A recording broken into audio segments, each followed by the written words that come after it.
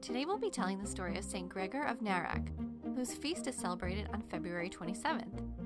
Grigor was born around the year 945 in a small lakeside village in Armenia, which is now eastern Turkey. After the death of his mother, Grigor's father became a bishop. During his youth, Grigor worked tending his family's cattle as a herdsman. Then Grigor and his older brother were sent to the monastery of Narek.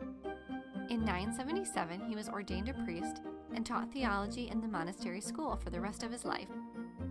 He is best known for his mystical work, the Book of Lamentations, which is a collection of 95 chapters, each a prayer to God. He is considered to be one of Armenia's finest lyrical poets and was declared a Doctor of the Church by Pope Francis in 2015. Now it's time for our story. Young Grigor walked along behind his father's cattle, gently herding them out to pasture for the day. The grass was still fresh with morning dew, and the sky was still tinged with the colors of dawn. Grigor was just finishing a piece of bread he had taken for his breakfast when he saw a man sitting in the field. "Hello there," he called out. "How are you today?" The old man turned to look at Grigor and smiled. "Hello," he said. "I'm quite well, except I need to get to the village of Pakhener, and I've hurt my back." The old man gestured to his spine and then to his legs. "I can no longer walk on my own." "Oh no," said Grigor. "I'm so sorry.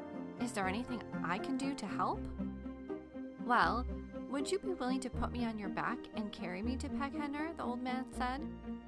Grigor looked at the cattle and then at the old man and agreed. "Yeah, let's go. My cattle will stay here while we're gone." So Grigor, with some difficulty, lifted the old man over his shoulders onto his own back and began the walk to the village of Pakhener. It was no easy task. Grigor was just a young boy, so even though the old man was small and frail, he was still a heavy burden to carry. After trudging down the road for a while, the village came into view. Panting, Grigor motioned to the buildings. "Here you go, sir. We're in Pakhener." He was about to put him down when the old man said, "This isn't my village. Take me to Narek." Okay," Grigor said, slightly confused. He was sure the man had said Pakhener, but maybe he was confused, or changed his mind? Either way, he was still in need of help, so Grigor decided he'd keep helping. He adjusted the weight of the man on his back and continued down the road towards Narek. Grigor was relieved when he saw the town come into view. The old man was getting heavier with each step. "Here we are," Grigor said, bending forwards, eager to put the man down. "No," the man cried out. "This is not my village either." "Huh? It's not? But you said—" Grigor began, but then he stopped. Clearly, old man was lost, so we'd have to be patient. "Okay," he said, taking a deep breath. "This isn't the right village either, so then where should I take you?" "Take me to Dakhavens," the old man said. "All right," Grigor said, shifting the weight again, his poor back aching. Off they went to Dakhavens, but again the old man cried out that it wasn't his village and asked Grigor to take him to another town. And of course, Grigor did. This happened a total of 7 times. Grigor's poor back felt like it was going to break.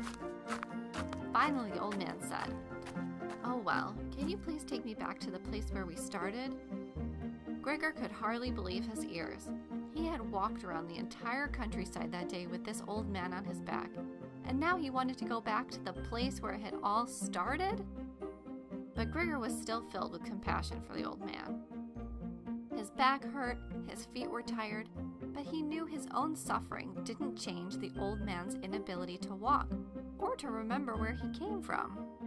Getting angry and abandoning him wouldn't make his back feel any better, and it would probably make his heart feel worse. So back they went to where they had begun.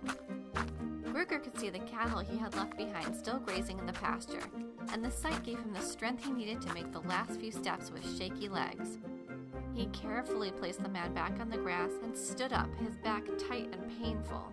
He raised his arms over his head to stretch his tight muscles, and when he looked back down, instead of the old man, he saw a beautiful angel sitting in the grass looking at him. Grigor's eyes widened in shock. The angel smiled and spoke. Gregor, I am an angel sent by God to test you. In fact, I tortured you quite a bit. But you handled yourself with grace and incredible charity towards a man you thought was less fortunate than yourself. For this reason, God will hear your prayers." With that, the angel blessed him and then disappeared.